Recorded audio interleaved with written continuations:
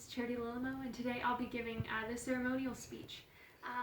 And I wanted to share with you guys a poem that's been important to me since I was in 5th grade, and it's the Emily Dickinson poem, Hope is the Thing, just Hope.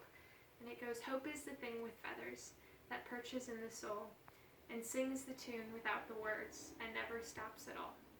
And sweetest in the gale is heard, and sore must be the storm that could abash the little bird that kept so many warm.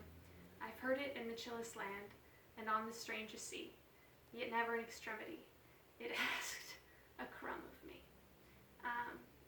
And I want to talk to you guys about hope. And this poem, it's about this idea that hope never fails.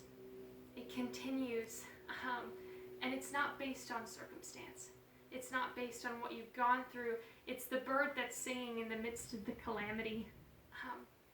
And I wanted to share a story with you guys from my life. When I was younger, I really struggled with really bad migraines and headaches. And if you've ever felt that, it feels like a cage or a vice is wrapped around your head, and it just pushes and pushes until it feels like it's clamping down over your face, and it feels like you just want to explode to release pressure. At least that was what it was like for me. And I was a little 5th grader trying to figure out the world. And my dad, there was one day it was especially bad, and I couldn't handle it. My dad had built us this like cube clubhouse in the backyard, and I ran out and I jumped up on it, and I was just like, I had my journal with me, and I wrote, I will win my battles. I will win my battles. And I wrote it really big across the lines. And as I was writing, I felt the hopelessness set in, realizing that I could never win all of my battles. Knowing that everything that I aspired to, this physical pain, it beat me. And then something clicked. And I wrote on the next page, I said, God will win my battles.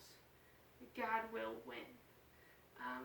And this idea of the hope that we have is not in our own success of today, but in the fact that God is victorious in our lives, and He's victorious in every moment of our lives.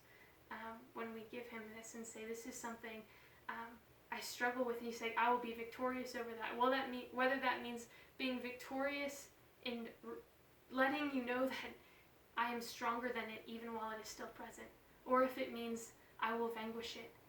God is still near, and He's present, and the hope that we have is not based on our circumstance, and it's not based on what we can do. Our hope is based on the God who can do everything. So that poem just really sticks with me because it presents hope as this little bird. But no matter what happens, that innocence is not lost. The beauty is not lost amidst the chaos. Hope is still there. Thank you.